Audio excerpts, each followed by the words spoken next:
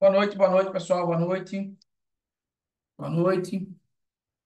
Consegue me ouvir bem?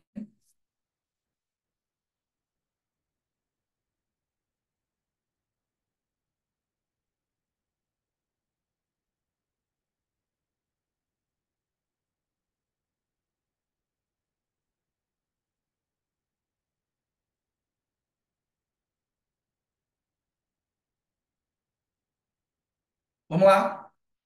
Ó, pessoal, vamos concluir aqui, né, nossa parte de ação penal, certo? E deixa eu aproveitar para fazer um aviso, para dar um aviso aqui.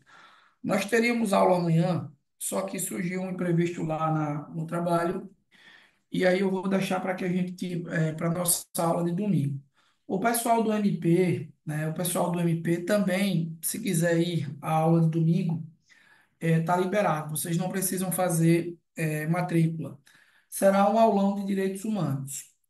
No último concurso do Ministério Público, essa disciplina não caiu, certo? Mas nós estávamos aí em outra época, né? O último concurso do MP foi no ano de 2014, né? Então, já se vão 10 anos aí do último concurso do Ministério Público. Levando em consideração o momento que a gente está atualmente, né?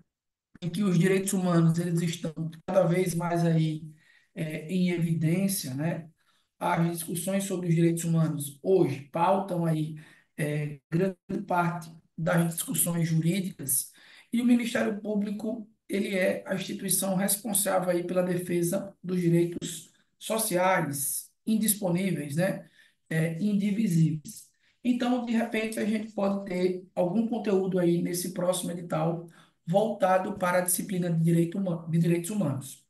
Então, no domingo à tarde, eu vou ter um aulão, certo? Um aulão presencial na sede do Portal Concursos sobre direitos humanos. É um aulão que eu vou abordar questões gerais aí sobre a temática de direitos humanos. Então, o pessoal do MP e o pessoal da PM, né, todos estão automaticamente matriculados.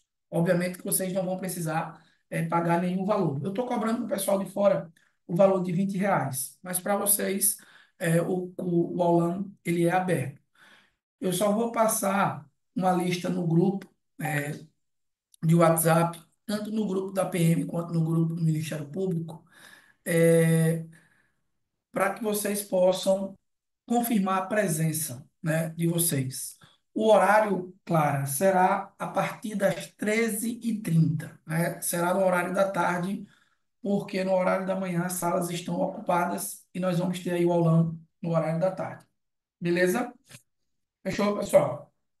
Então a gente amanhã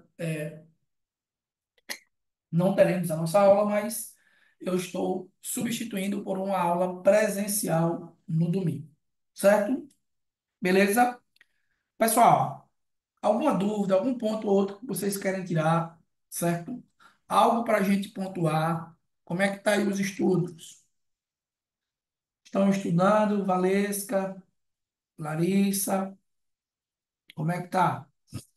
Eu postei para vocês, né, o nosso ciclo de estudos e, inclusive, o cronograma de aulas. Nesse ciclo, eu vou focar, vou voltar para direito constitucional, vou estudar com vocês alguns assuntos de direito constitucional que não são assuntos ordinários, né? Eu vou tratar, com vocês, agora nesse ciclo, sobre a organização do Estado, a organização do poder legislativo e do poder executivo, certo?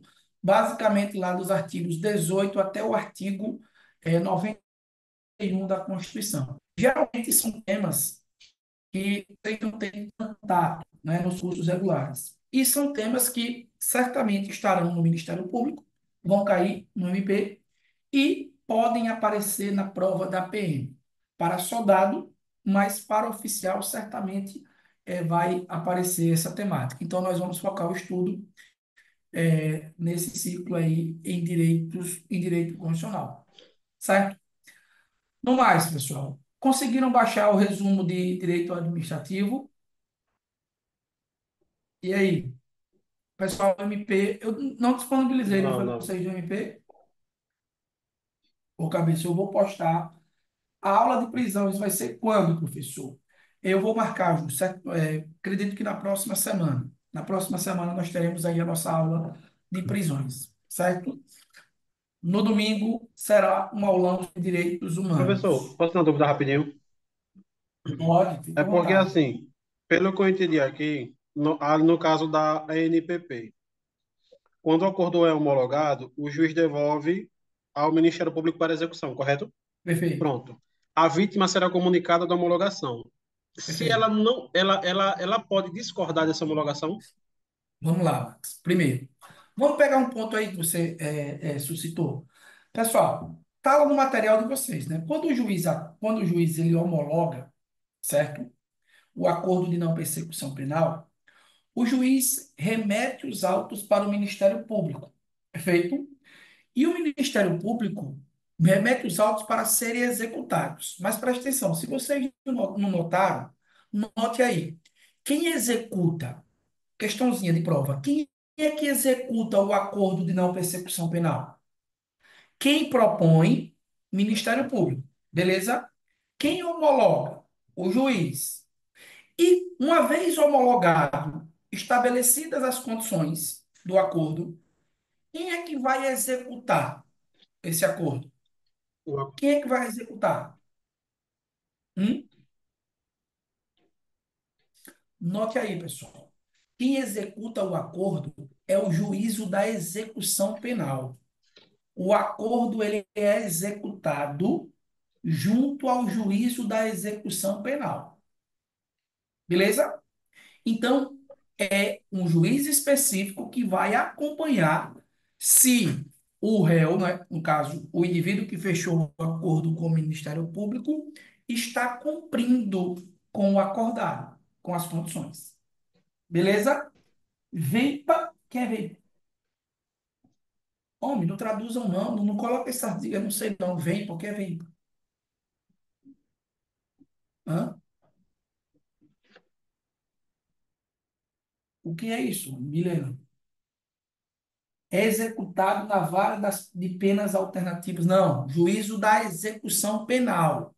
O CPP fala juízo da execução penal, certo?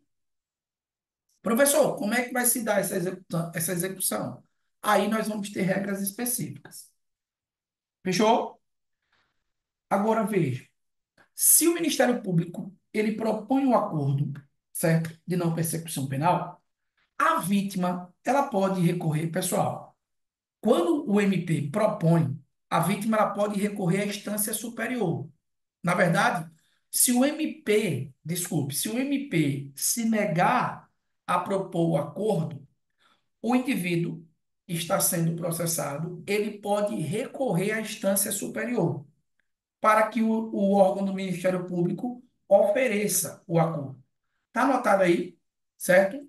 Agora, professor, uma vez que o MP ele propõe um acordo, a vítima pode recorrer, a vítima pode recorrer. Vou melhorar a pergunta. Pessoal, esse acordo de não persecução penal, ele cabe para qualquer crime? Ele cabe para qualquer crime? Não. Não. Qual é o crime que ele cabe? Aquele praticado sem grave ameaça ou violência. Beleza? E com pena mínima de quanto tempo? 4 anos. Com pena mínima inferior a 4 anos, né? Veja. E ele cabe para crimes que se processam mediante ação penal privada. Entenderam? Por exemplo, o crime de injúria, o crime de calúnia, o crime de difamação, são crimes que se enquadram aí. Ah, professor, eles são praticados sem grave ameaça ou violência? Sim. Eles têm pena mínima inferior a 4 anos? Sim. Mas eu posso aplicar o ANPP para esses tipos de crime? Assim, no meu entendimento, não, porque é uma ação penal privada. E nesses casos, geralmente o MP, né, não, assim, não é é o titular da ação, né? Beleza. Você acabou de responder a pergunta que você fez. Ah, tá. Pessoal, Beleza. ó, ó. O acordo de não persecução penal, ele é proposto pelo Ministério Público e ele só cabe em crimes de ação penal pública, condicionada ou incondicionada. E uma vez que o Ministério Público proponha o acordo e o juiz homologue, não cabe nenhum tipo de recurso à vítima. A vítima não pode recorrer a nenhuma instância. Por quê, professor? Porque nesse caso é um acordo feito pelo titular da ação penal, que é o Ministério Público. Então, o MP ele faz uma análise de mérito, se é o caso de processar ou não processar. Uma vez que ele decida propor o acordo, se as cláusulas forem legais, se o acordo for cabível, certo? Então, não há que se falar em recurso. Se a ação for privada subsidiária da pública, nós vamos tratar hoje, Tiago.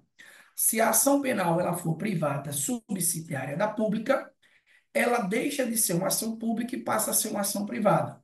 Mas a qualquer tempo, o Ministério Público ele pode retomar a ação. Se o Ministério Público retomar a ação no curso do processo, certo? Ele pode, no caso, propor o ANPP. Mas veja, pessoal, ó, foque, só cabe em ação penal pública. Pode ser condicionada ou incondicionada. Beleza? Fechou aqui? Então, Max, não cabe nenhum recurso à vítima, porque nesse caso eu estou tratando de uma ação pública e o titular propôs o acordo. Então, beleza, valeu. Beleza?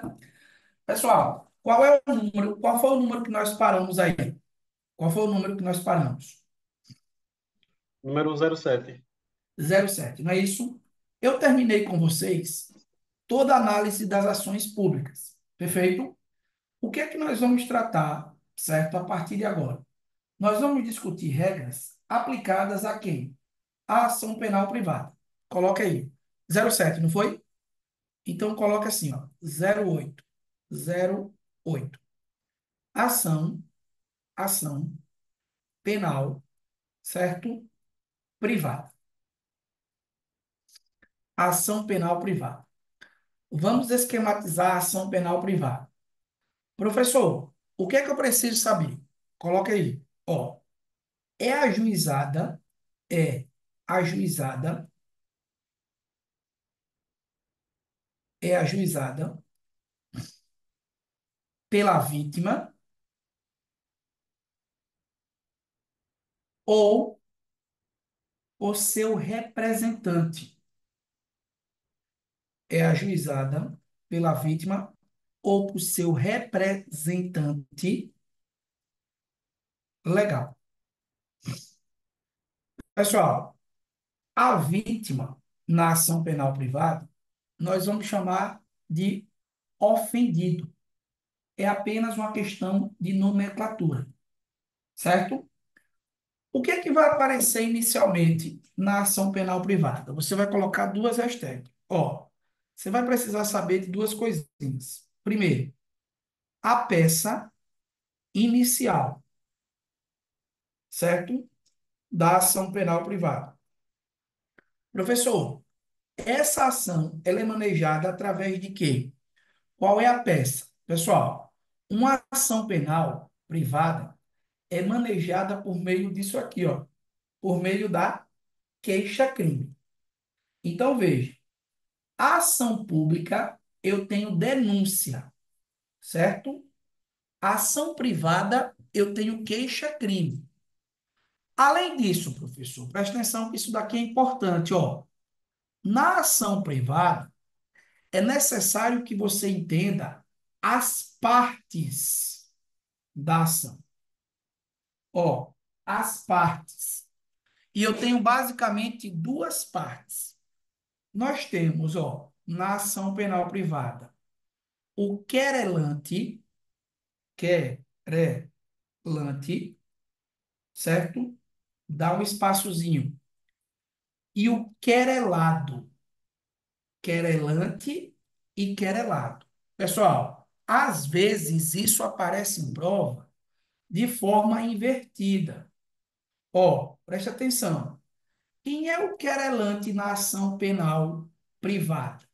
Pessoal, o querelante é a vítima, ó, do crime, certo? Portanto, o querelante é o autor da ação. É ele que entra com a ação. É ele que maneja a ação. O querelado, por sua vez, é o autor, ó, do crime, certo? Portanto, eu vou colocar entre aspas, viu? Portanto, ele é o réu, ó, da ação penal ou do processo. Por que que eu coloquei a palavrinha réu entre aspas? Porque, tecnicamente falando, pessoal, réu eu tenho na ação penal pública. Na ação penal privada, o autor da ação é chamado de querelante, em face de quem ele entra, que foi o autor do crime, é chamado de querelado. Beleza aqui? Então, a primeira questãozinha. Os termos querelante e querelante só se usa apenas na ação penal privada? Certamente, Danilo. Por quê? Lá na ação pública, Danilo, eu tenho o termo réu, certo? Réu. Na ação pública é réu e autor da ação. Na ação pública, o autor é sempre quem? O Ministério Público. E o réu é o indivíduo que praticou o crime. Então, primeira informaçãozinha. Segunda, professor, já vamos aprofundar. Pessoal, ó, ele vai perguntar, certo? Os princípios da ação, ó, privada. Nós estudamos os princípios da ação pública, exatamente, ó, presta atenção, veja. Esses termos, pessoal, às vezes tem questãozinha bem simples, mas que o candidato erra e lasca a prova como um todo. Não troque, viu? Querelante é o autor da ação penal privada, querelado é em face de quem entra. Por quê? Hum, Às vezes o examinador coloca uma questão bem tranquila, mas troca esses dois termozinhos. E o mais importante, pessoal, olha para cá todo mundo, porque vocês ficam com tudo preto, né? Olha, não faço xingar, não. Veja, pessoal, por que que eu estou estudando com vocês, respondendo questões e fazendo as anotações? Faça um resumo que eu estou dando para vocês. Ah, professor, eu já tenho anotado. Velho, agora eu vou me autoelogiar, viu? Me autoelogiar. Nenhum resumo que você tenha, nenhum, é igual essas anotações que eu estou fazendo com você, não. Pode esquecer, tá lá. Faça o resumo e faça o teste. Vai responder questões, entende? Por isso que eu estou indo passo a passo. Na reta final, pessoal, tanto do Ministério Público quanto na PM, eu quero que vocês estejam com o material já base para a gente só macetar nas questões. Mas até lá eu preciso equilibrar todo mundo, certo? Então veja, ó, os princípios da ação penal privada, certo? São três. Nós temos três princípios da ação penal privada. O primeiro princípio, pessoal, o primeiro princípio, inciso um, é esse daqui, ó. O princípio da oportunidade, certo? E conveniência. Oportunidade e conveniência. Vamos fazer um bate-bola com a ação pública. Com a ação pública, certo? Professor, o que é que significa princípio da oportunidade e conveniência? Eu vou colocar no linguajar bem simples, pessoal. Coloca assim, ó, a vítima do crime de ação privada, a vítima do crime de ação privada não é obrigada a processar o autor.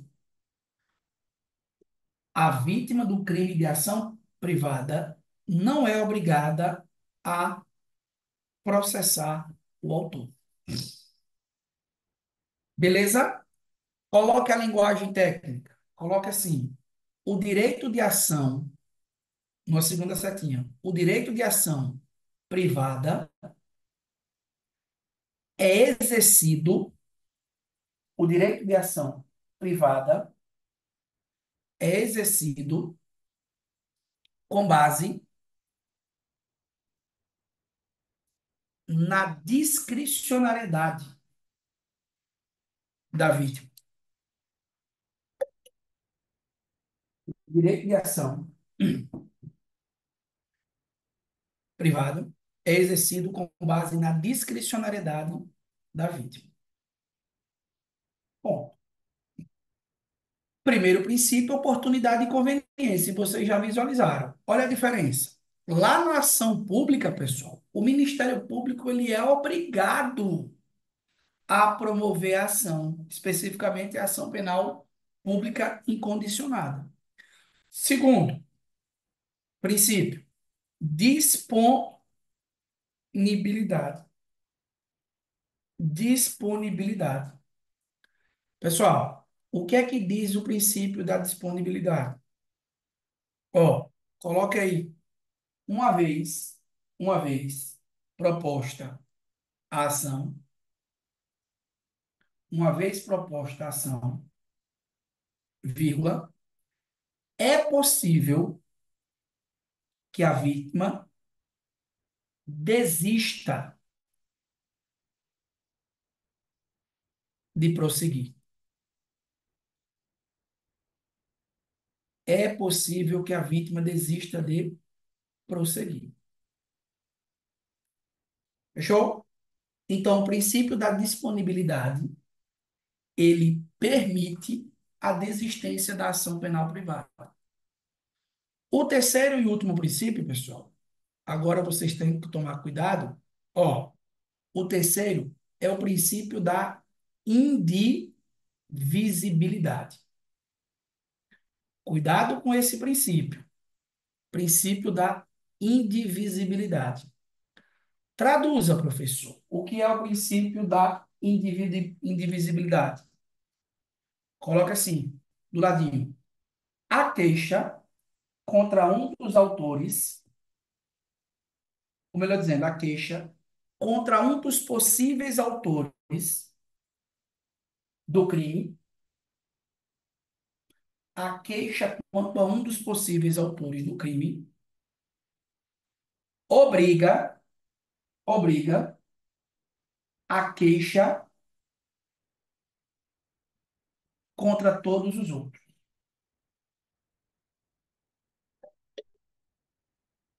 A queixa contra um dos autores do crime obriga a queixa contra todos os outros. Professor, eu não entendi. Pessoal, vamos para o exemplo para a gente fechar aqui. Ó, um crime, certo? Que se processa mediante ação penal privada, um crime bem característico, é o crime do artigo 138 do Código Penal, que é o crime de difamação, certo? Pessoal, esse crime aqui, ele se processa mediante ação penal privada. Ó, eu tenho a vítima do crime e o autor. A vítima não é obrigada a processar o autor. Beleza. E se processar, ainda pode desistir durante o processo. Não é obrigada com base no princípio da oportunidade e conveniência, pode desistir com base no princípio da disponibilidade. Agora veja, eu tenho aqui, ó, três possíveis autores. A vítima não pode escolher processar um ou dois. Se ela processou um, certo? Ela é obrigada a processar os três. Ô, professor, e se a vítima não processar todos os possíveis autores? O que é que ocorre? O juiz não recebe a peça. O juiz não recebe a ação. A ação será considerada inépita. Por quê, professor? Faltará uma das condições da ação. Lembram lá na primeira aula que eu disse para vocês que as condições da ação eram o quê? Basicamente, professor, condições específicas e condições gerais. Uma das condições gerais era a legitimidade ad in causa. Legitimidade ativa, beleza. Mas também não é só a legitimidade ativa, é a legitimidade passiva. Então, se a vítima não processa todos os possíveis autores do crime na ação penal privada, o juiz não recebe a ação. Ele extingue o processo. Por quê, professor? Falta de uma das condições da ação. Fechou? Ficou claro aqui? Então, veja, a ação penal privada, extinção da punibilidade. Exatamente, Dani. Há uma extinção da punibilidade. Beleza? Tranquilo? Pessoal, dúvidas? Dúvidas? Ó, regra geral sobre a ação penal privada. Isso vale para todas. Para todos. Eu tenho quem propõe, que é a própria vítima do crime. Eu tenho uma peça queixa-crime. Sempre. Na ação penal privada, sempre queixa-crime. Na ação penal privada, eu tenho querelante, querelado. Princípios: disponibilidade ou oportunidade. Melhor dizendo, oportunidade ou conveniência, disponibilidade e indivisibilidade. Beleza.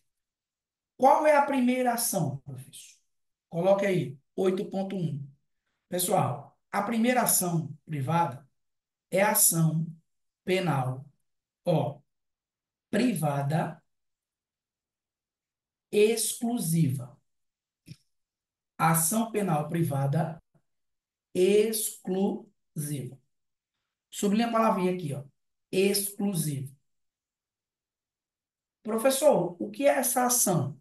Coloque aí, ó. Coloca assim. A queixa-crime pode ser exercida, a queixa-crime pode ser exercida pela vítima, vítima, leia-se, ofendido, viu? Pela vítima, ofendido, ou por seu representante legal. Ou por seu representante legal. Professor, é só isso? Não. Coloca a segunda setinha. Estando o ofendido, estando o ofendido ausente ou morto, estando o ofendido ausente ou morto, vírgula, o direito de ação é transferido. O direito de ação é transferido. Dois pontos. Transferido para quem, professor? Coloca abaixo assim, ó. CAD. Estando o ofendido ausente ou morto, o direito de ação é transferido. E é transferido para quem? Para o cônjuge, ó, ascendente, descendente e o irmão. Ponto. Estando o ofendido morto, ausente ou morto, o direito de ação é transferido. Professor, tem uma ordem nessa transferência? Tem. E a ordem é essa. Primeiro o cônjuge, depois o ascendente, depois o descendente e depois o irmão. Pessoal, ó, exemplo clássico, nós acabamos de falar. Se o cara é vítima de um crime, lá do artigo 138 ou 139, calúnia ou difamação, e ele morre, o direito de entrar com ação penal privada é transferido para essa galera aqui, certo? Professor, qual é o dever dessa galera? Exercer no prazo decadencial. Nós vamos falar. Beleza? Fechou? Ó, a outra ação, 8.2, certo? É a ação penal privada, ação penal privada, certo? Ó, exclusiva. Exatamente, ou melhor dizendo, ação penal privada é a mesma coisa, Danilo. Personalíssima. Personalíssima. Ação penal privada, personalíssima. Ô, professor, o que é essa ação penal privada personalíssima? Coloca aí. O direito de ação, um, é exercido de forma exclusiva. O direito de ação é exercido de forma exclusiva pelo ofendido ou seu representante legal. O direito de ação é exercido de forma personalíssima, ou melhor dizendo, exclusiva, pelo ofendido ou seu representante legal. Pessoal, coloca uma setinha abaixo. Coloca assim, ó, não há transferência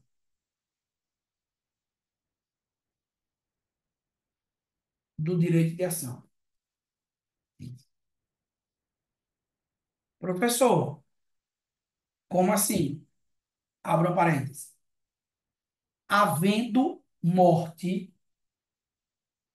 havendo morte da vítima,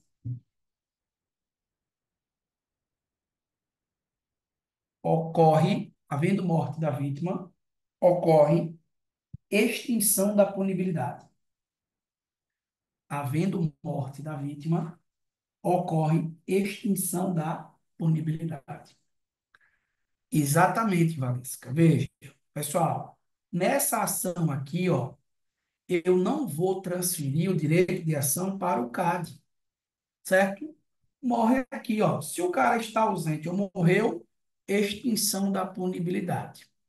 Tem um crime bem característico, professor, que se processa mediante essa ação. Pessoal, é o crime, ó, é o crime de bigamia, certo? Se processa mediante ação penal bigamia e o crime de induzimento, induzimento a erro essencial ao casamento. Depois vocês pesquisam lá qual é o artigo. Salvo engano, é 238 por aí, certo? Exemplo, Valesca, aqui, ó. O crime de bigamia e o crime de induzimento a erro essencial ao casamento são crimes que se processam mediante ação penal pública personalíssima. Professor, como é que funciona isso? Pessoal, você sabe que não é possível casar, nem todo mundo pode casar com todo mundo, né? Sabia disso? Por exemplo, não é possível casar com a sogra, com o sogro. Ah, professor, vou matar o meu para ficar com a sogra ou com o sogro. Pode não. Isso é um erro. Isso, na verdade, é 236, né, Grilo? O crime de bigamia lá, 236. É por aí, pessoal. 236, 238, certo? Então, veja, existe essas situações. E o crime é você induzir a erro essencial ao casamento. Percebe? Então, se houver isso, pratica o crime. O crime de bigamia é o artigo 235 e o induzimento é o artigo 236. Está na margem de erro, né? Eu disse que era 238. Vocês estão vendo as pesquisas aí, né? Margem de erro de 5 pontos para mais ou 5 pontos para menos. Não tem lá margem de erro? Então, Rafael, certo? Oi. repita novamente, por favor, o conceito da ação penal privada personalíssima. A ação penal privada, personalíssima, pessoal, coloca aí, é exercida, ó, Sim, de forma exclusiva certo. pelo ofendido ou por seu representante legal. Professor, mas pode o representante legal exercer a ação penal personalíssima? Pode, porque nesse caso aí, eu não estou transferindo o direito de ação. Esse representante legal, ele vai estar atuando em nome do próprio ofendido. O direito de ação não é transferido. Ah, diferentemente do cônjuge ascendente, descendente ou irmão. Porque nesse caso, eles só exercerão o direito de ação se o ofendido estiver ausente ou morto. Percebe? Professor, e dessa forma, a transferência do direito de ação para o cônjuge ascendente ou descendente? Não, eu não transfiro. Beleza? Não, não entendi, não. Porque Ó, o nome da ação é ação penal privada personalíssima. personalíssima, personalíssima, certo? Mas veja, é possível que eu, na qualidade de ofendido, passe uma procuração, por exemplo, para que outra pessoa atue em um processo. Isso geralmente ocorre com advogado. Nesse caso, o direito de ação não está sendo transferido, é exercido pelo próprio ofendido. Porque a transferência, a titularidade do direito de ação aqui, ó, deixa de ser do ofendido e passa a ser do cônjuge ascendente, descendente ou irmão. Tranquilo? Um exemplo de representante legal. Eu posso nomear aqui, por exemplo, o advogado para manejar a ação. Beleza? Ok. Fechou? Ó, pessoal, esses dois crimes aqui são exemplos clássicos do crime de ação penal privada e, melhor dizendo, personalíssima. Fechamos? 235, artigo 235 e artigo 236. Tranquilo? Qual é a última ação penal privada? Qual é a última? 8.3. Ação penal privada subsidiária da pública. Ação penal privada subsidiária da pública. Coloca aí, pessoal, o conceito. Ó, é proposta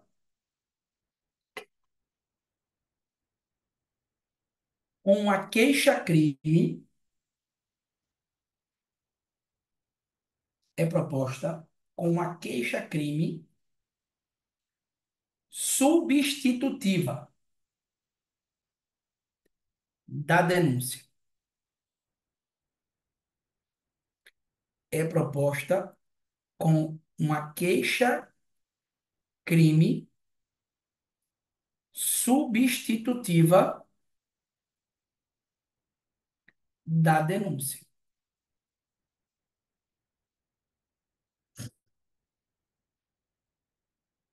Professor, como assim?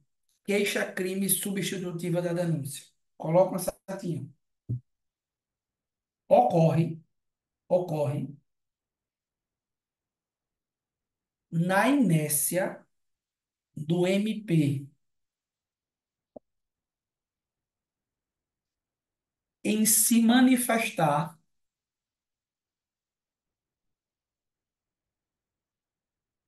em se manifestar acerca da denúncia. Ocorre na inércia do MP em se manifestar acerca da denúncia dentro do prazo legal. Dentro do prazo legal. Fechou? Vou repetir. Ocorre, ocorre. Como foi que eu coloquei bem, pessoal? Ocorre Na inércia do MP, na inércia do MP em se manifestar acerca da denúncia dentro do prazo legal. Fechou? Presta atenção aqui, certo? Que tem um ponto que meio mundo de gente erra. Pessoal, todo mundo copiou aí? Não copie nada para mim. Eu vou falar uma assertiva agora relacionada a esse tema e vocês julgam se essa assertiva está certa ou errada. Beleza?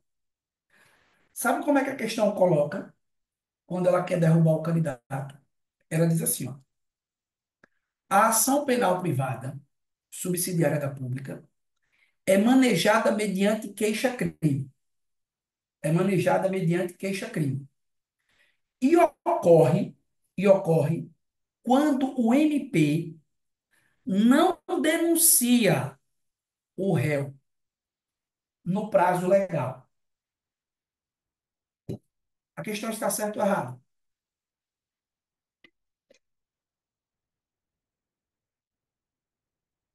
Hum?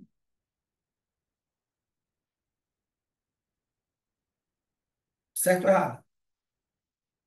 Por quê?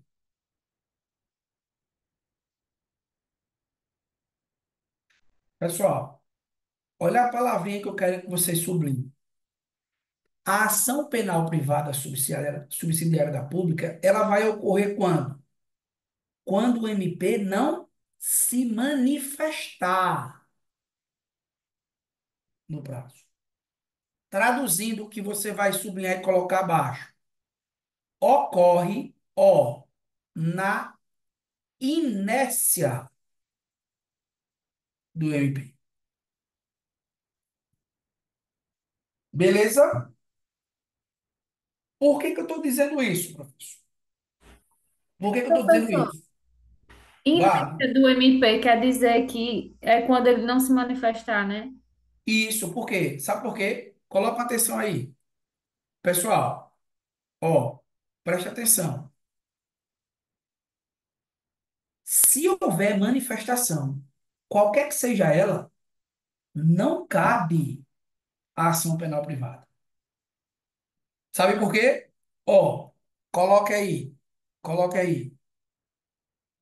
Se o MP solicitar ou, ou se manifestar, segura aí, Dani. Se o MP solicitar ou se manifestar pelo arquivamento, vírgula, não cabe ação penal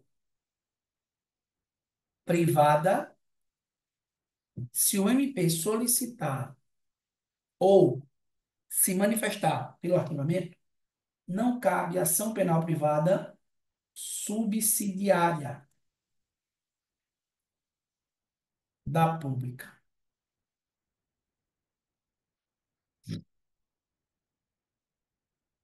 Beleza? A inércia consiste, professor, consiste em quê? Em uma não manifestação. O MP simplesmente não é, atribui nenhum juízo de valor. Professor, é correto afirmar que a ação privada subsidiária da pública é originalmente uma ação pública? Nós vamos ver daqui a pouco, né? Danilo, vai perguntar?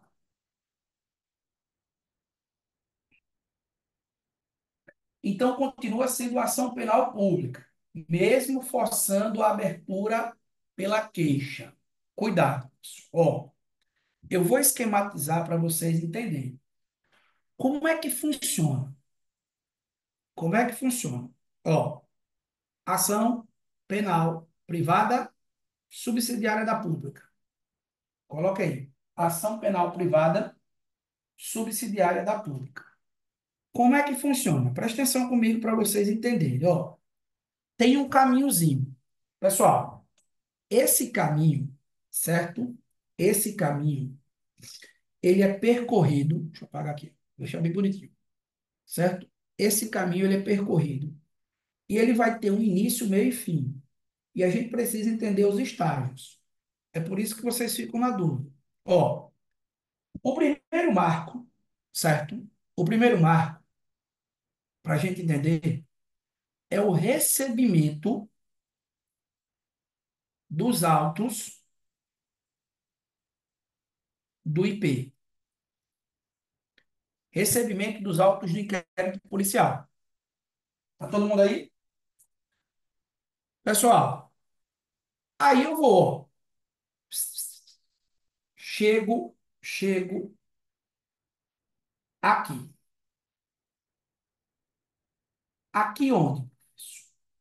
Eu chego no término, coloca assim, término do prazo da denúncia. Nós já sabemos qual é o prazo da denúncia, pessoal? Sabemos ou não sabemos? Hã? Qual é o prazo? 15 dias e 5 dias. Concordam?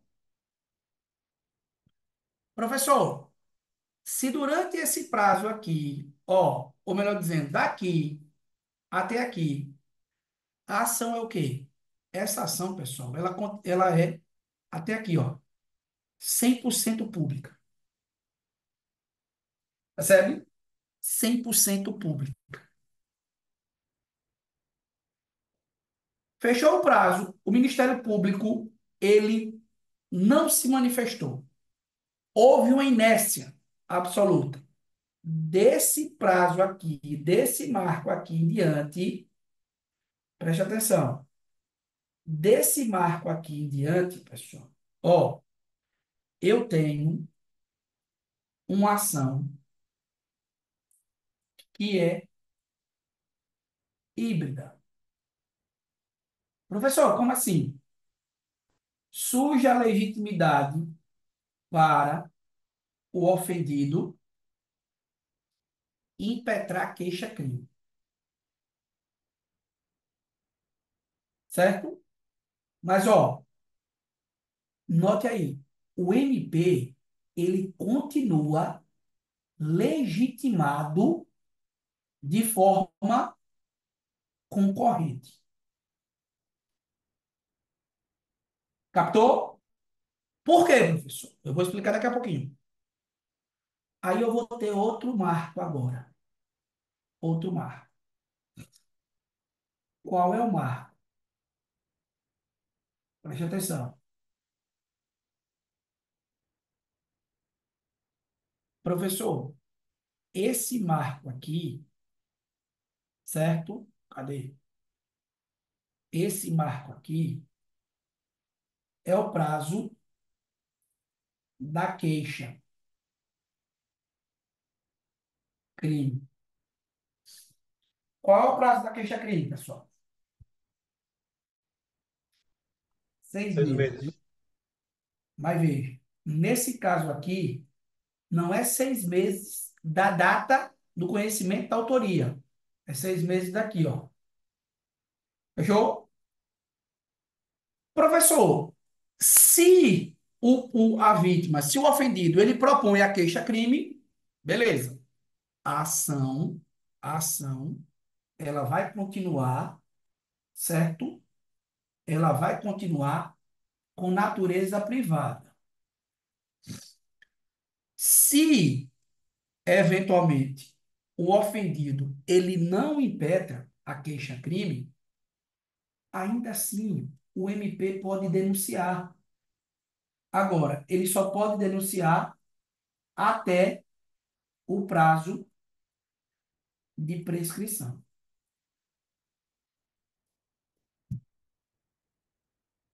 Fechou? Então, traduzindo, professor, essa ação aqui, pessoal, ela é essencialmente uma ação pública, certo? Só que, ora, eu tenho a possibilidade de uma legitimidade concorrente entre o ofendido e o Ministério Público. Agora veja, se o ofendido não oferece no prazo ou oferece a queixa, crime, e o Ministério Público e a ação segue, de repente ele deixa de mover a ação, ele passa a ser omisso, a qualquer tempo o Ministério Público pode retomar o direito de ação, certo? Então, para ficar claro, preste atenção, não se apegue ao fato de ser uma ação pública, não. Eu fiz esse esquema aqui, mas não vai cair essencialmente, é só para que vocês possam entender melhor. É uma ação, professor, pública na base? É, mas em determinado momento surge a legitimidade concorrente. Por isso que a gente chama de ação penal privada subsidiária da pública. O que é que eu preciso entender, professor? Mais. E aí cai. Você precisa entender uma hashtag que vai colocar abaixo. Poderes, poderes, legitimidade concorrente da vítima e do Ministério Público. E do Ministério Público. Poderes do MP. Pessoal, poderes do MP o quê? Na ação privada subsidiária. Aí é o que vocês precisam, de fato, compreender. Que vai aparecer na prova. O Ministério Público ele tem basicamente três prerrogativas. Três prerrogativas. Certo? Quais são as prerrogativas, professor? Ó, primeira, coloca aí. Opinar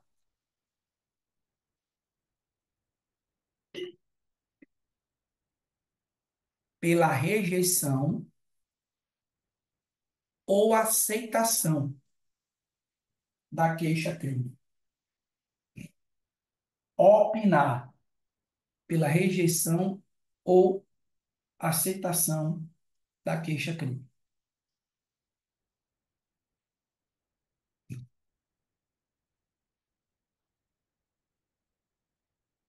Então, ele pode opinar sobre a queixa-crime.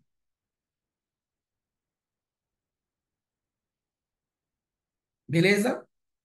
Segundo, aditar a queixa-crime. Tá vendo aqui? Por que que é legitimidade concorrente? Porque mesmo o cara, ó, entrando com a queixa, o MP pode aditar, professor. O que é aditar? Corrigir. Agora, cuidado, viu? Coloca uma setinha para baixo. Ó, exceto para dois pontos. Preste atenção, pessoal. O Ministério Público, a vítima propôs a queixa-crime. Fez tudo lá e apresentou para o juiz. O MP pode ir lá palpitar naquela queixa? Pode. O nome disso é aditamento. O aditamento pode ser para corrigir, pode ser para incluir, certo? Agora, veja, ele pode aditar, exceto para duas coisas. Coloca primeiro, exceto para incluir, ó, incluir outros querelatos. Incluir outros querelatos. Dois, incluir outros fatos criminosos. Incluir outros fatos criminosa. Ponto. E o MP, ele pode também intervir em todas as fases do processo. Professor, por que que o MP ele vai intervir em todas as fases? Porque nesse caso aqui, ele atua como fiscal da lei. Custos leves. Ponto. Fechamos? Tranquilo aqui, pessoal? Ó, essa ação penal é uma ação de natureza. Ah, volta a apresentação, por favor. Oi? A apresentação. Vou botar. Essa ação penal é uma ação de natureza bem específica. Porque, na sua essência, ela é uma ação pública. Não se apegue a isso. Eu esquematizei para vocês visualizarem que tem em determinado momento essa ação ela é 100% integralmente pública. Mas daqui para frente, ó, nesse período aqui, do término do prazo da denúncia até o prazo para o oferecimento da queixa, a legitimidade passa a ser concorrente. Ah, professor, por que que é concorrente? Porque pode haver a queixa-crime por parte do autor ou por parte da vítima e o Ministério Público ainda pode denunciar. Passou o prazo decadencial, a vítima ela também não pode mais manejar queixa-crime subsidiária. Ah, professor, significa dizer que o MP ele não pode, de forma alguma, agora, processar o crime? Não, por quê? Essencialmente é uma ação pública. Então, ele pode oferecer denúncia até a prescrição. Vai cair isso na minha prova? Não. O que vai cair é isso daqui, ó. Os poderes que o MP tem na ação penal privada subsidiária. Opina sobre a queixa-crime, se o juiz vai receber ou não. Adita a queixa-crime. Pode aditar para fazer o quê, professor? Tudo, exceto para incluir essas duas partes: novos querelados ou novos fatos criminosos. E vai intervir também nas fases do processo como fiscal da lei. Beleza aqui? Fechou? Tranquilo? Qual é a dúvida? Qual é a dúvida? Fechamos? Professor, o que é que eu falto saber sobre ação penal? Pessoal, ó, coloca o 09. 09. Coloca assim. Hum. Hipóteses, hipóteses de extinção da punibilidade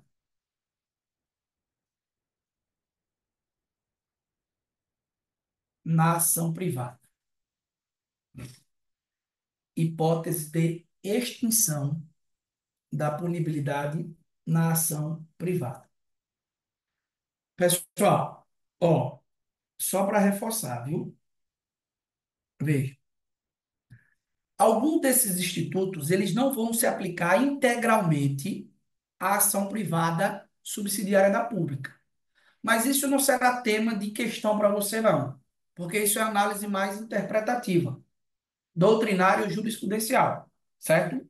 O que é que você precisa entender? Que esses institutos, eles são institutos 100% aplicados, ó, à ação penal, certo? Privada exclusiva, ou chamada também de ação penal privada propriamente dita.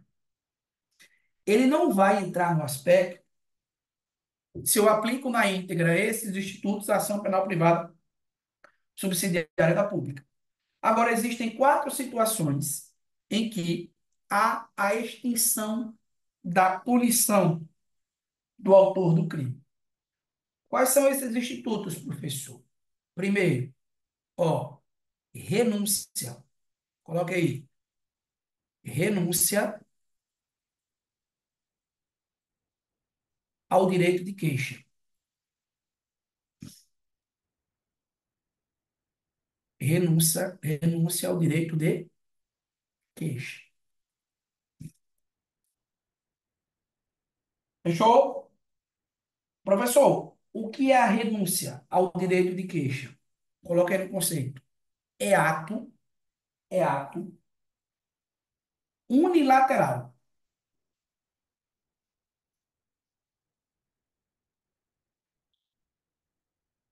por meio do qual,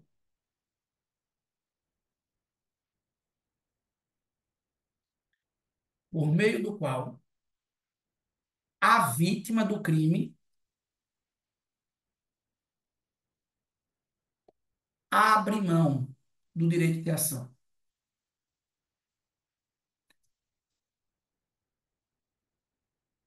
É ato unilateral por meio do qual a vítima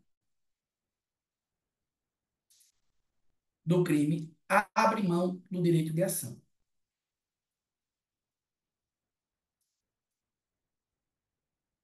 Professor, como assim? Pessoal, coloca a segunda setinha. Ó, é um ato pré-processual.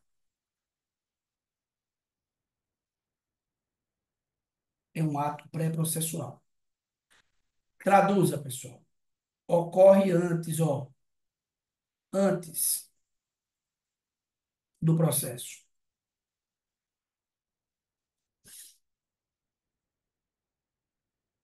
O que é que eu preciso saber mais, professor? Coloca outra setinha.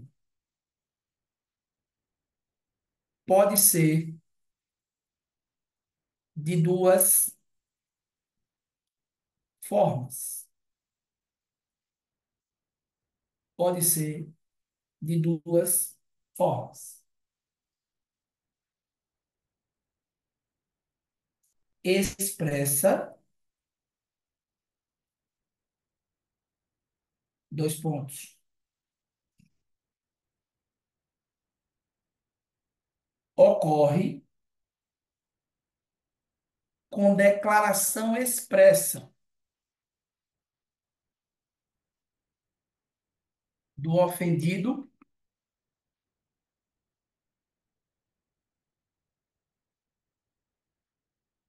ou de seu representante legal. Ocorre com declaração expressa do ofendido ou do seu representante legal.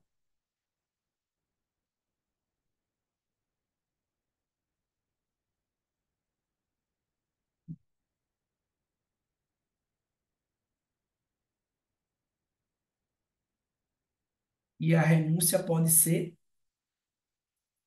tácita. Tácita. Quando a vítima pratica conduta incompatível com a vontade de processar. Quando a vítima, Pratica conduta incompatível com a vontade de processar.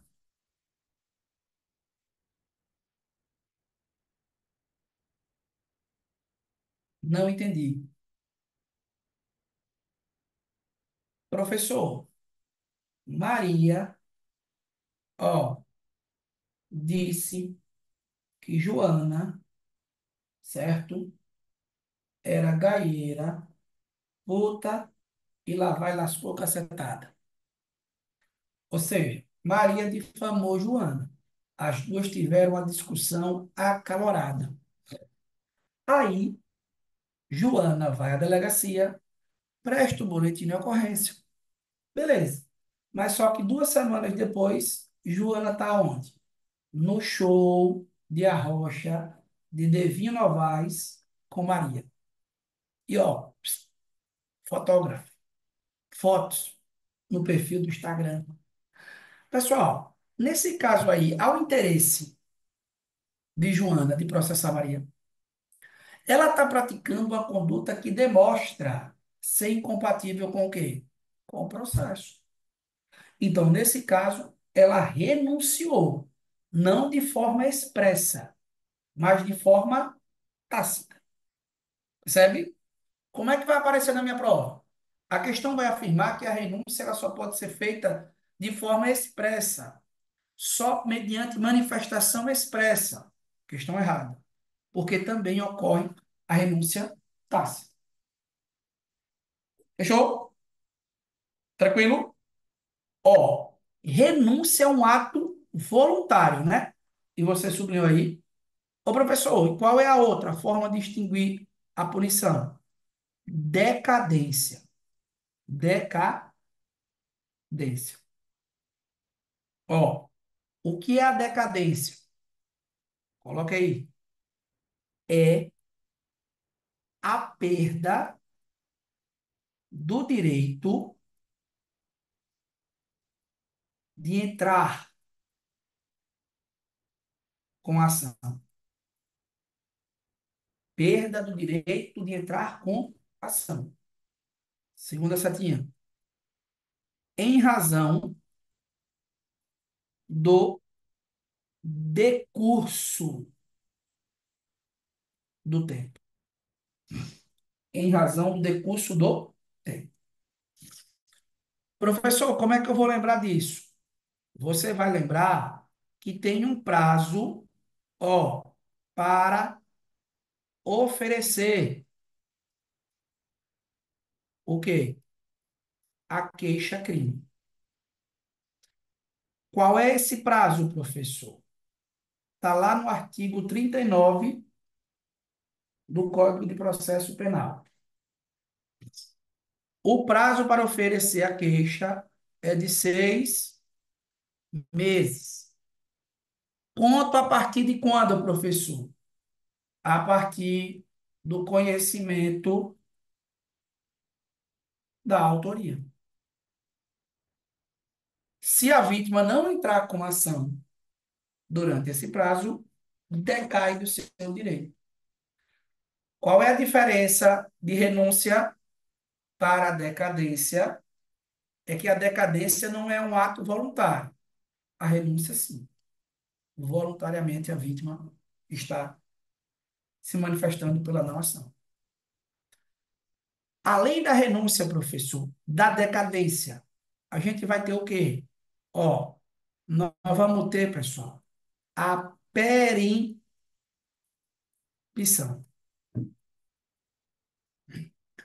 O que é a perimpição? Coloca aí nessa setinha. É a perda do direito, é a perda do direito,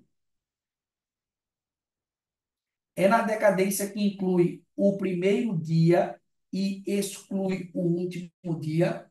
Exato, Dani. Não, veja, pessoal, o prazo processual, ó, o prazo processual é contado dessa forma aqui, ó.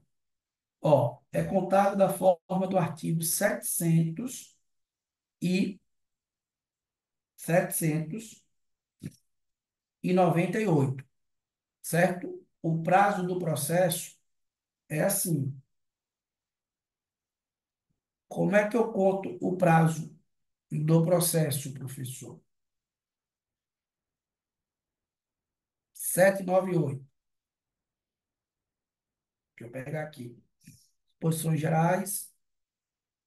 Ó, como é que eu vou contar? Certo? Todos os prazos correrão em cartório e serão contínuos e peremptórios, não se interrompendo por férias, domingo ou feriado. Não se computa, Danilo, o dia do começo e inclui-se o dia do vencimento. Esse é a forma de contagem do prazo processual, certo? Então, como é que eu conto 6 meses? 6 meses eu conto de forma ininterrupta, certo? Eu vou fazer o quê? Não incluir o dia do começo, certo? E incluir o dia do vencimento. Pronto. É assim que eu conto. Como é que eu vou notar, professor? Artigo 798. Beleza? Fechou? Tranquilo, Danilo? Ó, o que é a perempção? A perempção. Coloca aí. É a perda do direito de prosseguir.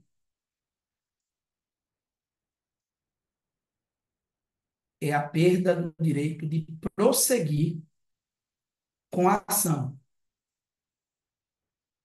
vírgula, em razão de omissão do querelante. Em razão de omissão do querelante. Sublinha a palavrinha omissão. Omissão. Professor, e quando que haverá essa omissão? Coloca um hashtag e coloca assim, ó. Hipóteses, hipóteses de perempção. São três as hipóteses em que vai haver a perempção. Coloca a primeira hipótese aí, pessoal. Coloca a primeira hipótese. Quando o querelante deixar de movimentar o processo, quando o querelante deixar de movimentar o processo durante 30 dias seguidos. Quando o querelante deixar de movimentar o processo durante 30 dias seguidos.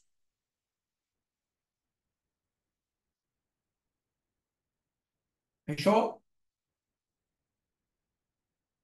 Segundo, quando o querelante deixa de comparecer a ato processual.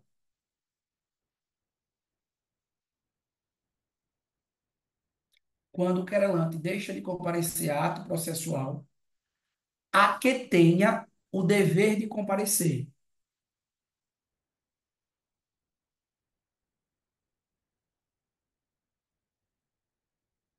Quando o querelante deixa de comparecer a ato processual, a que tem o dever de comparecer, ou deixa de formular pedido de condenação nas alegações finais. Ou deixa de formular pedido de condenação nas alegações finais.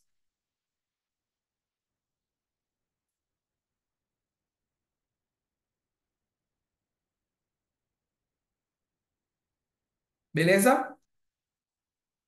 Terceiro,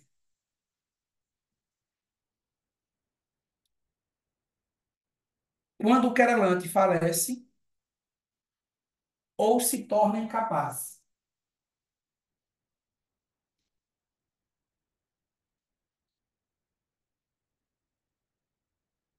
E os sucessores não comparecem em juízo. Quando o querelante falece ou se torna incapaz, e os sucessores não comparecem em juízo no prazo de 60 dias.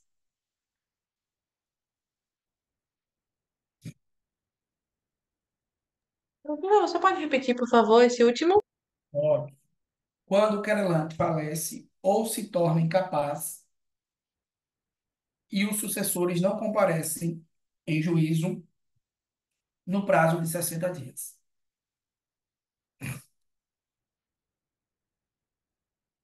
Fechou? Pessoal, quem são os sucessores? Pra gente? Cônjuge, ascendente, descendentes ou irmãos. 60 dias corridos. O prazo é de 60 dias corridos. O prazo processual eu não conto em dias de forma ininterrupta?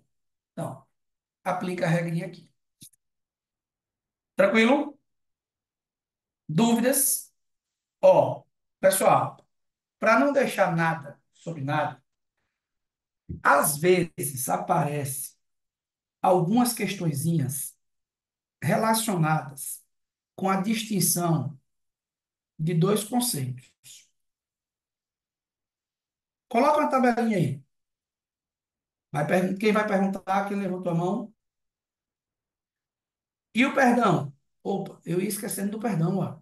Eu ia esquecendo do perdão. Boa, Kel. Eu ia esquecendo do perdão. Então, tem a letra A, B e C, né? E C. Coloque aí. Perdão, perdão. Ô, professor, quando é que ocorre o perdão? Perdão do ofendido, viu? Perdão do ofendido. Boa, Kelvin. Coloca assim. Perdão do ofendido. É um ato voluntário, é um ato voluntário, por meio do qual, a letra dele, é um ato voluntário, por meio do qual o querelante abre mão, é um ato voluntário, por meio do qual o querelante abre mão, direito de prosseguir com a ação, abre mão do direito de prosseguir com a ação, ou, ou do direito de exigir a punição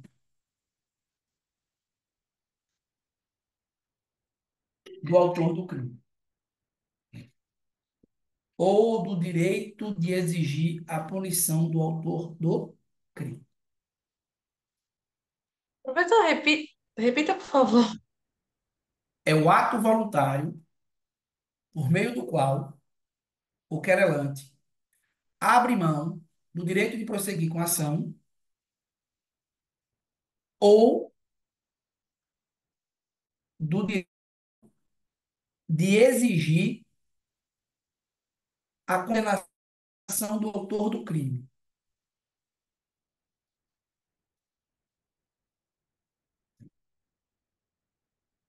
Coloca a segunda setinha.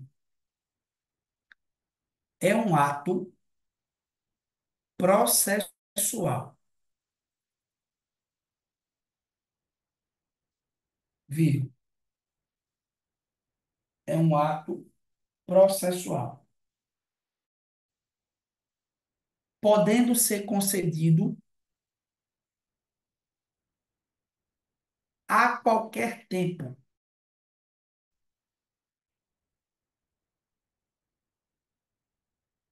an- a qualquer tempo, vírgula, antes do trânsito em julgado. É um ato processual, podendo ser concedido a qualquer tempo antes do trânsito em julgado. Professor, é unilateral, assim como. Ah, ok. Vamos lá.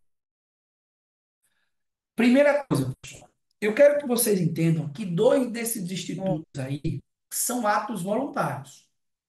Quem é voluntário aí? Quem tem voluntariedade por parte dela? Renúncia e perdão. Beleza? Desses institutos aí não são atos voluntários. Perempção e decadência. Beleza? Dois desses institutos aí são antes do processo. Quem é antes do processo? A renúncia. E a decadência. Hum. Renúncia e decadência. E dois são durante o processo. Perempção e perdão. Certo? O que mais vai cair, pessoal? Às vezes, o que ele gosta de confundir é o que nós vamos fazer agora, e a pergunta da colega. Ó, preste atenção. É a distinção entre quê? Entre a renúncia, certo? E o perdão.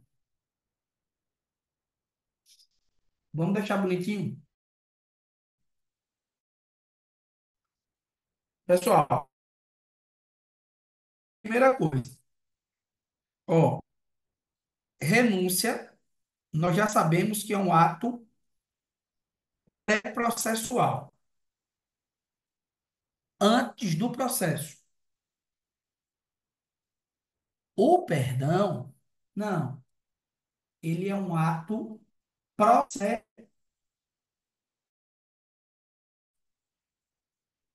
porque ocorre durante o processo. A renúncia, pessoal, ela tem a ver com o princípio da oportunidade e conveniência.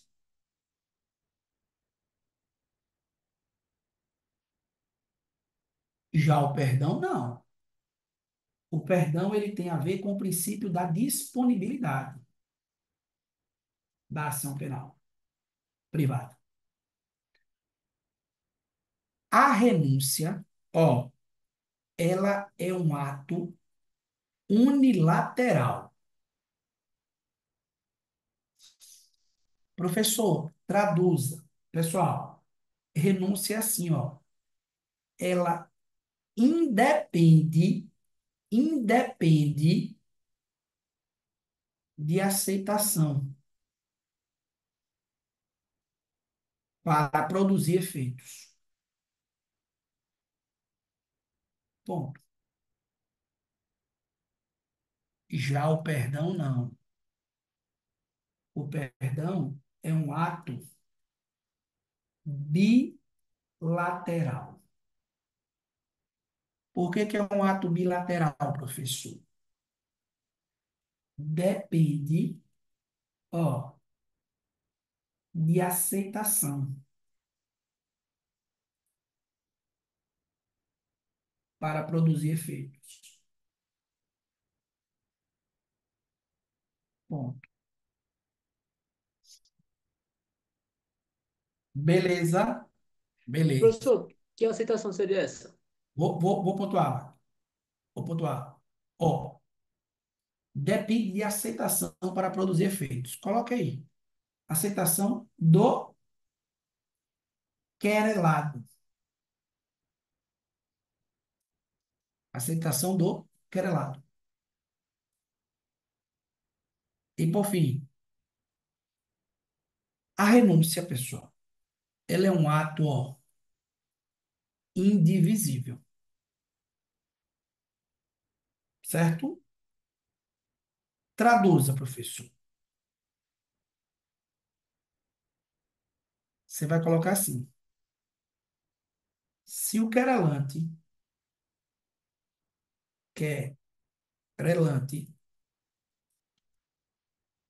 renuncia o direito de ação contra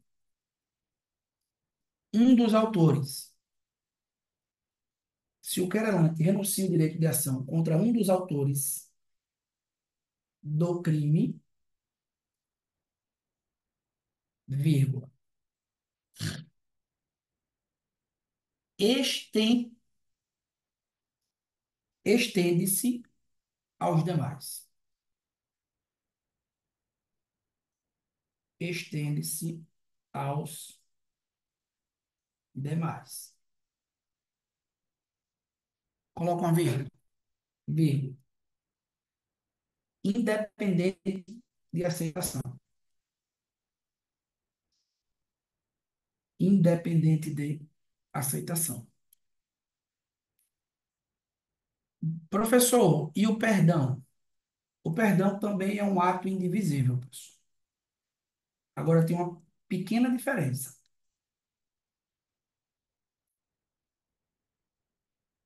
Ato indivisível. Coloca aí. Se o querelante perdoa um dos querelados, vírgula, estende-se aos demais. Professor, qual demais? Coloca uma vírgula, vírgula, que o aceitarem. Se o querelante perdoa um dos querelados, vírgula, estende-se aos demais. O que é que se estende aos demais, pessoal? O perdão. Agora veja, é para todos, você colocou uma vírgula, vírgula e sublinha essa expressãozinha final, que o aceitarem.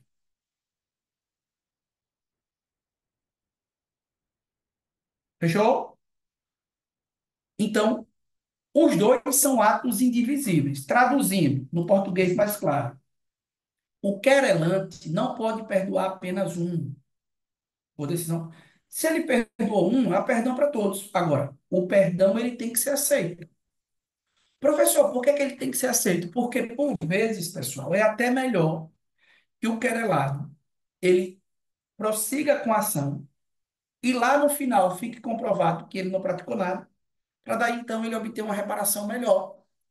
Já na renúncia, não. Como não tem processo, independentemente de aceitar ou não. Beleza?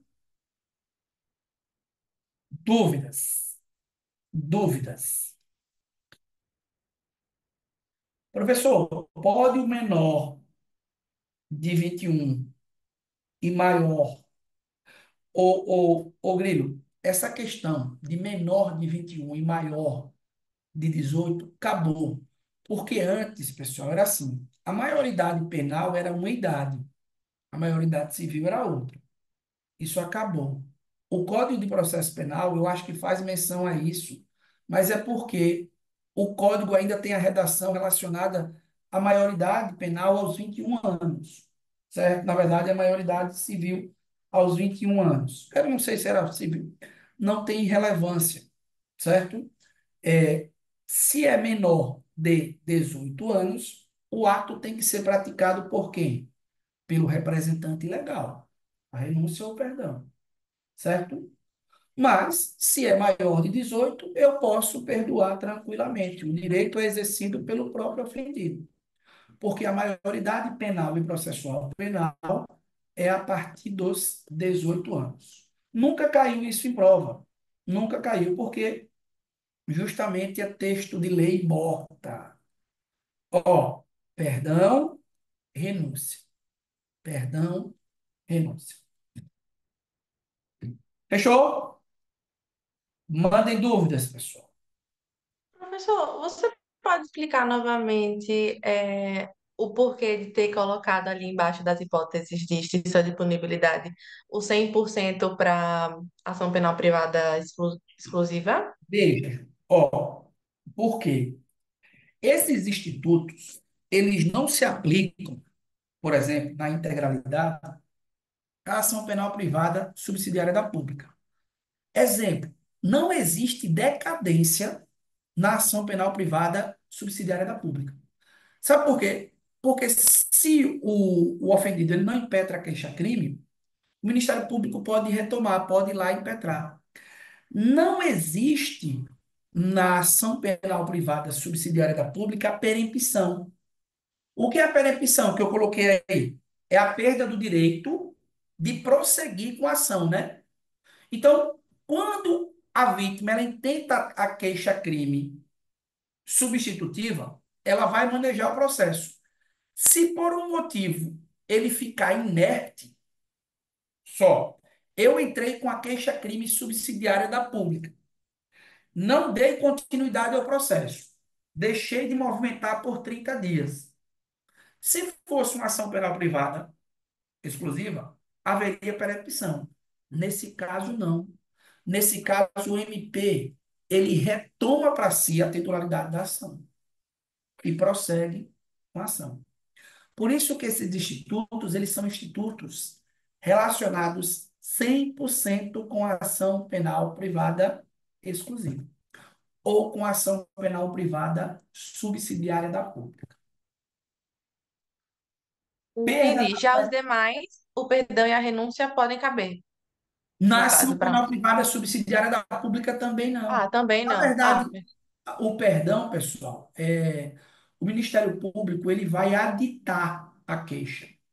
Ele vai aditar. Por exemplo, se nas alegações finais, lá na ação penal privada subsidiária da pública, o cara deixa de pedir a condenação, o MP ele pode aditar a queixa.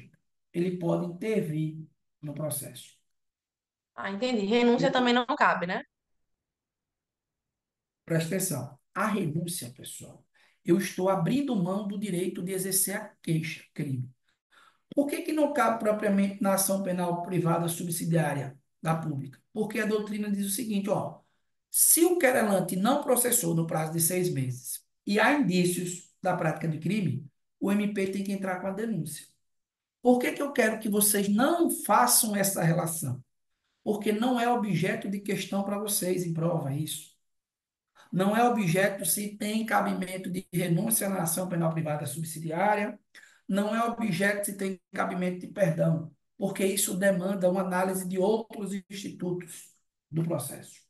E não vai cair para vocês. Certo?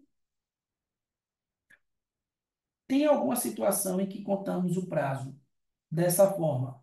Ó, tem, Dani. É lá no prazo do inquérito policial, quando o investigado está preso. Porque aí deixa de ser um prazo processual, deixa eu explicar para você, e passa a ser um prazo penal. Como, professor? Às vezes eu fico assim, explico ou não explico? Porque vocês, ó, é assim, quando o camarada está preso, certo? O prazo é contado dessa forma aqui, ó, na forma do artigo 10 do Código Penal. O dia do começo inclui no cômputo do prazo, certo? Conta-se os dias, meses, etc, etc, tal. É assim. Mas não façam essa relação. Ó, pessoal, vejam só. Não fiquem rodando. Se atenham ao assunto que a gente está tratando para vocês não misturarem. Eu vou explicar a prisão preventiva na aula de prisão preventiva. O estudo é por partes. Se eu explico agora, na hora da prova, você mistura tudo, certo? Se o indivíduo está preso, qualquer que seja a prisão, eu vou contar o prazo não na forma do processo, que eu expliquei para vocês lá no artigo 798. Eu conto o prazo na forma do Código Penal, incluindo o dia do começo e excluindo o dia do vencimento, certo? Exemplo, qual é o prazo da prisão preventiva? Hum? Qual é o prazo da prisão preventiva? Tá vendo? Tá vendo, Kevin? E você erra. O prazo da prisão preventiva é não ter prazo. Pessoal, a prisão preventiva é uma prisão que não tem prazo determinado. O que tem é a obrigação do juiz reavaliar a necessidade de manutenção da prisão a cada 90 dias. Percebe? Se vocês ficarem estudando de uma forma, vai travar tudo. Aí o outro vem 30 com mais 30. Presta atenção. A prisão preventiva ela não tem prazo determinado. Ô, professor, então, se ela não tem prazo determinado, como é que vai ser? Eu vou contar 90 dias para o juiz reavaliar a necessidade de manter ou não. Tem gente no Brasil que já está preso preventivamente há mais de 2, 3, 5 anos. Ah, professor, e pode? Pode. Agora, a cada 90 dias, depois do pacote anticrime, o juiz ele tem que reavaliar e fundamentar a manutenção. Ele tem que dizer se a prisão preventiva deve ser mantida e dizer o porquê. E os fundamentos da prisão preventiva estão lá no artigo 312 do Código de Processo Penal. É para a garantia da ordem pública, para a garantia da instrução processual penal, certo? Para a garantia da ordem pública, econômica e financeira, todos esses aspectos. Mas não fiquem procurando fazer conexões. Se for necessário, eu faço. Quando é necessário, pessoal, eu vou lá e explico. A não ser, entendemos aqui a forma de contagem de prazo, conto de forma ininterrupta, conto de que forma, professor? Conto na forma do artigo 798. Se você quiser, inclusive, certo, copiar o artigo 798 ao ladinho, beleza. Sabendo isso, você já está aprofundando em muito. Fechamos? Dúvidas?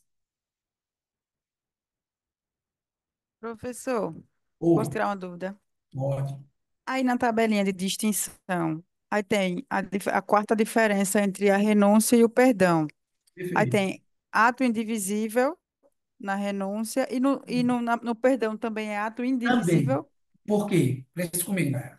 Por que é ato indivisível? Porque o querelante, o autor da ação, ele não pode escolher a quem que ele vai renunciar o direito de ação.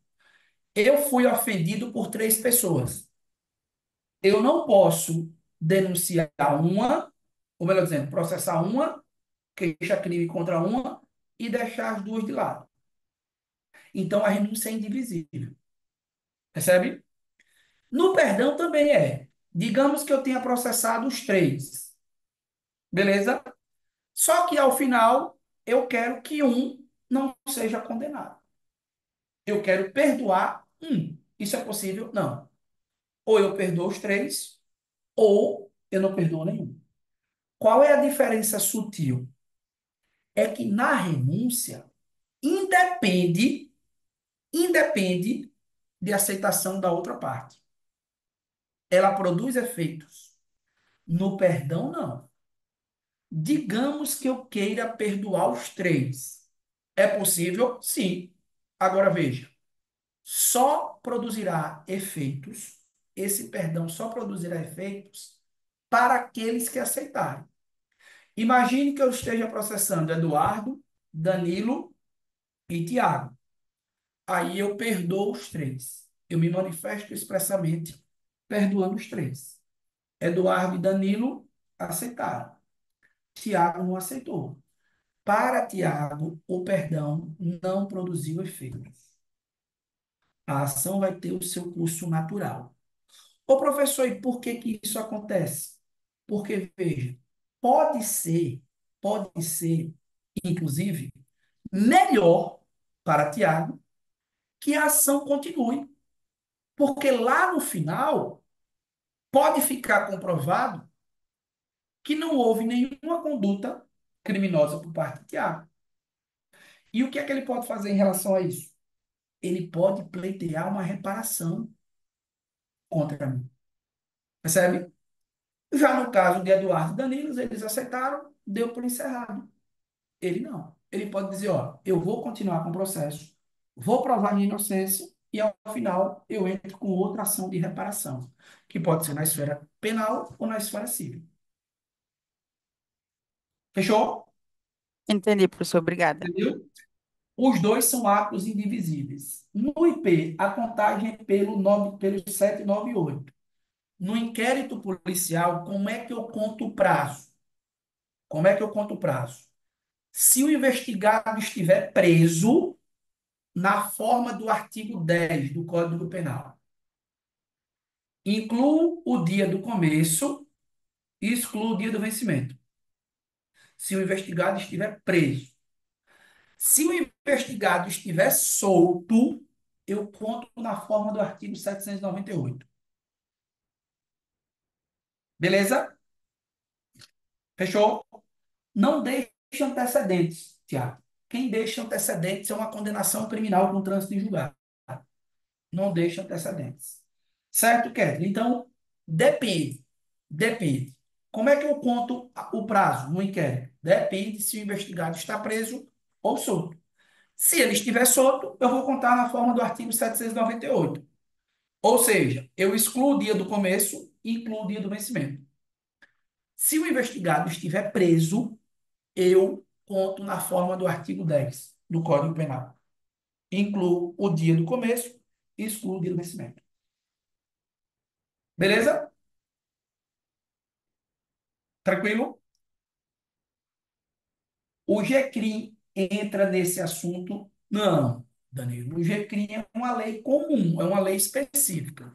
Eu só vou trabalhar os juizados especiais criminais, que é a Lei 9.099, se ela vier no edital. GCRIM é uma abreviação para Juizados Especiais Criminais, certo? Se a lei vier no edital, eu vou trabalhar, porque lá o processo dos juizados especiais criminais, ele obedece a um procedimento específico, ele tem regras próprias. Mas eu só vou trabalhar se o edital exigir essa lei. Certo? Beleza? Dúvidas, pessoal? Fizemos as anotações, fizemos o resumo. Quantas folhas deu inquérito e ação?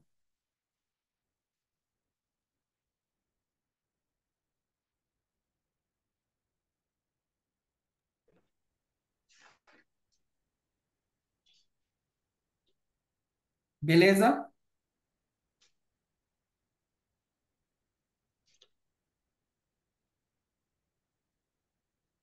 9. Revise, revise, revise.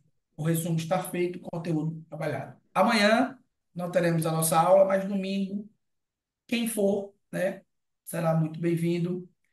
Trabalharemos uma revisão de direitos humanos. Ô, professor, eu cheguei um pouco tarde. Essa revisão de direitos humanos é agora, domingo agora? Isso, à tarde, Max. 1h30 da tarde. Presencial lá no portal concurso. Beleza. Professor, Beleza? professor, Manda, Eduardo. aquele material acho de direito constitucional, né, que você ficou de passar para a turma do MP, você vai passar quando?